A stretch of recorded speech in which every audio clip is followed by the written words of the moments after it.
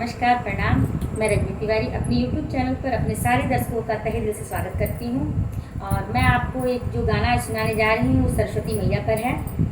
इसे सुनिएगा, सब्सक्राइब कीजिएगा, शेयर कीजिएगा और कमेंट बॉक्स में प्लीज़ जय हो शारदे माँ जरूर लिखिएगा। या देवी सर्वभूतेषु विद्यारूपेण संस्थिता नमस्तस्यै नमस्तस्यै नमस्तस्यै नमो नमः। हो बीड़ा के बजैया सातो सुर के रचैया, बीड़ा के बजैया सातो सुर के रचैया, हंस पे सवार होके आजा मोरी मैया, हंस पे सवार होके आजा मोरी मैया।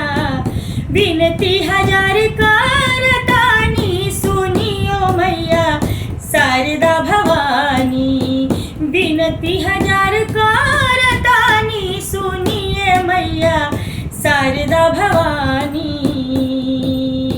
बीड़ा के बजैया सातो सुर के रचैया, हंस पे सवार होके आजा मोरी मैया।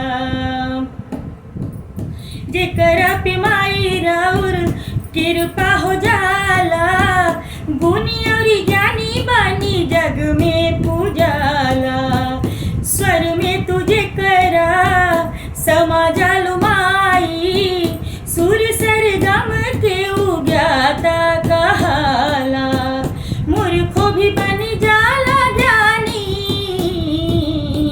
मूर्खो भी बन जाला ज्ञानी, सुनिए मैया शारदा भवानी।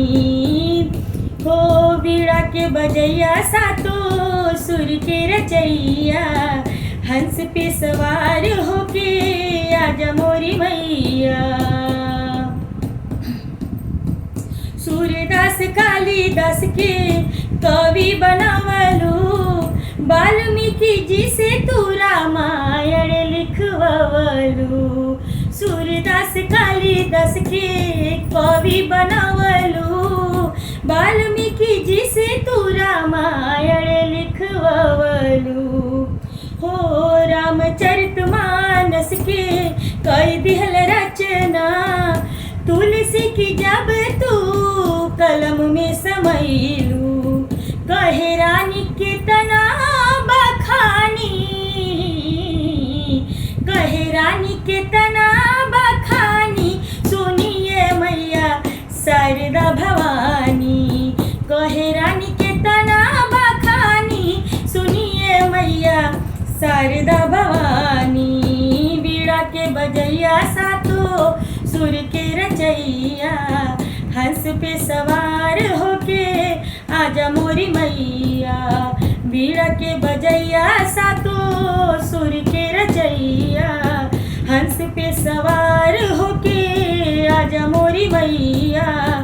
विनती हजार करतानी सुनिए मैया शारदा भवानी।